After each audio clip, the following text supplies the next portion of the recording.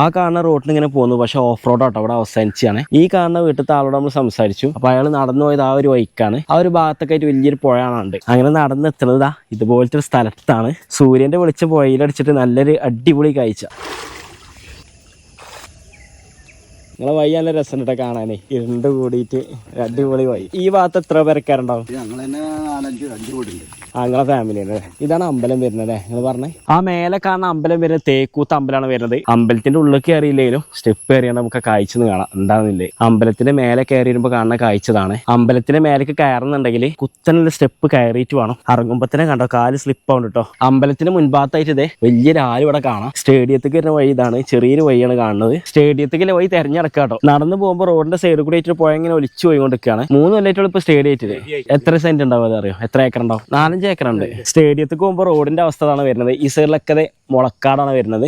ഒക്കെ റോട്ടിക്ക് കൂടിയിരിക്കണം. വലിയ വണ്ടിയൊന്നും കൊണ്ട് വരുന്നുണ്ടാവില്ല. ഇതുപോലത്തെ സ്റ്റേഡിയം ഇവിടെ കാര്യം ഒരിക്കലും അറിയില്ല. നടന്നു പോയപ്പോൾ ഇവിടുത്തെ ആൾക്കാരോട് ചോദിച്ചപ്പോൾ പറഞ്ഞൊരു കാര്യമാണ്, ആ ഒരു സൈഡിലേക്ക് ഇങ്ങനെ പോകുന്നതോറും വലിയ വലിയ മരങ്ങളാണ് കാണുന്നത്. അവിടെ കാണുന്ന സ്റ്റേഡിയത്തിന്റെ അടുത്ത് കിടക്കുമ്പോൾ കാണുന്ന കാഴ്ചതാട്ടോ. 2 സൈഡിലായിട്ട് ചേമ്പിന്റെ ഇലകളാണ് കാണുന്നത്. ചെറിയൊരു കോൺക്രീറ്റിന്റെ റോഡാണ് വരുന്നത്. വലിയ വീതി ഇല്ലാത്ത റോഡ്. എന്തുകൊണ്ടാണ് ഇത്ര ഇടങ്ങാറിന്റെ ഒരു ഏരിയയിൽ ഇവർ ഈ സ്റ്റേഡിയം വെച്ചു എന്ന് അറിയില്ല കേട്ടോ. ഇവിടെ അന്വേഷിച്ചപ്പോൾ അവർ പറഞ്ഞത് കുറെ കാലങ്ങളായിട്ട് ഈ ഒരു സ്റ്റേഡിയം ഉണ്ട്. ഇപ്പോൾ 1-2 വർഷമായിട്ടുള്ളത് ഗവൺമെന്റ് ഏറ്റെടുത്ത് ഒന്ന് സെറ്റപ്പ് ആക്കി തുടങ്ങിയിട്ടെന്ന് പറഞ്ഞത്. ഇവിടെ വന്ന് കാണുകയാണെന്നുണ്ടെങ്കിൽ അടിപൊളി ഒരു സ്റ്റേഡിയം തന്നെ വരുന്നത്. അത്യാവശ്യം നല്ല സ്പേസ് ഉണ്ട്. ഇതുപോലെ റോഡ് ഫുള്ളായിട്ട് ചെയ്തിരിക്കുന്നത് കോൺക്രീറ്റ് ചെയ്തിരിക്കുകയാണ്. അതുകൊണ്ട് റോഡിന് കംപ്ലൈന്റോ കാര്യങ്ങളൊന്നും ഉണ്ടാവില്ല. റോഡ് പക്കയാണ്, പക്ഷെ റോഡ് കുറച്ച് വീതി കുറവുണ്ടെന്നുള്ളൂ. സ്റ്റേഡിയത്തിന് മുൻഭാഗത്തേക്ക് വരുമ്പോൾ കാണുന്ന കാഴ്ചതാണ് ഗേറ്റ് ഒരു ക്ലോസ് ചെയ്തിരിക്കുകയാണ്. ഉൾഭാഗമാണ് ഇപ്പൊ ഈ കണ്ടുകൊണ്ടിരിക്കുന്നത്. ആ ഒരു സൈഡിലൊക്കെ ആയിട്ട് ആളുകൾക്ക് ഇരിക്കാനുള്ള ഗ്യാപ്പ് ഉണ്ട്. ഈ ഭാഗത്തുമില്ല ആ ഭാഗത്തുമില്ല, പക്ഷെ നല്ല സ്പേസ് ഉണ്ട്. സ്റ്റേഡിയത്തിന്റെ തൊട്ടടുത്ത് കൂടിയിട്ട് റോഡ് ഇങ്ങനെ പോകുന്നുണ്ട്. ടാർ ചെയ്യാത്ത റോഡാണ് കാണുന്നത്, പക്ഷെ ആ ഒരു ഭാഗത്ത് മയിലിനെ കാണുന്നുണ്ട്.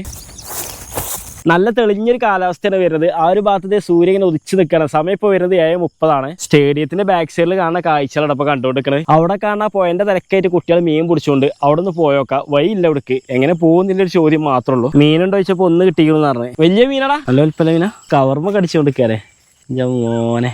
നോട്ടെ ചാടുവോ? ജീവണ്ടോ? ഓനെ പൊളി. ഇത് ചൂണ്ടലിട്ട് പിടിച്ചാ സാധനം ഉണ്ട്. അപ്പൊ ടൈപ്പ് മീനാളേ ചൂണ്ടലിനുള്ളിൽ കിട്ടുക, വലിയ കിട്ടൂലല്ലോ. കിട്ടുവോ? തൊള്ളർക്കടാ, അടിപൊളി.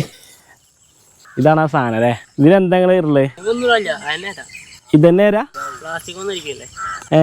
കുളത്താല് ഒരു ഉള്ളില് ബാറ്ററി ഇല്ലല്ലോ. കണ്ണിന് ഇത്ര വലുതാവൂലേ? ഇതിന് വലുതുണ്ട്. അവിടെ കണ്ട കുട്ടികളുണ്ടല്ലോ, ഓല് പറഞ്ഞ ആ മീനൊന്നല്ല, അതിലും വലിയ മീൻ കിട്ടും എന്ന് പറഞ്ഞേ. ഓൽക്കൊന്ന് മോശാട്ടോ, ആകെ ഒരു മീനെ കിട്ടിക്കണം. പുല്ലുക്കുടി നടക്കുമ്പോൾ പുല്ലുമ്പോ നിറച്ചു വെള്ളാട്ടോ. ആ വെള്ളം ഫുള്ളായിട്ട് ഷൂമക്ക് വരുന്നുണ്ട്. ഇവിടെ നമുക്ക് പോയിക്കിറങ്ങുമ്പോൾ കാണുന്ന കാഴ്ചതാണ്. ഇവിടെ കാണുന്ന ഈ ലൊക്കേഷൻ വരെ തേക്കൂത്തറ സ്ഥലമാട്ടോ. വളാഞ്ചേരിക്ക് ഏകദേശം തൊട്ടടുത്തുള്ള സ്ഥലമാണ്. പുതിയൊരു വീഡിയോ ആയിട്ട് വീണ്ടും കാണാം. ബൈ.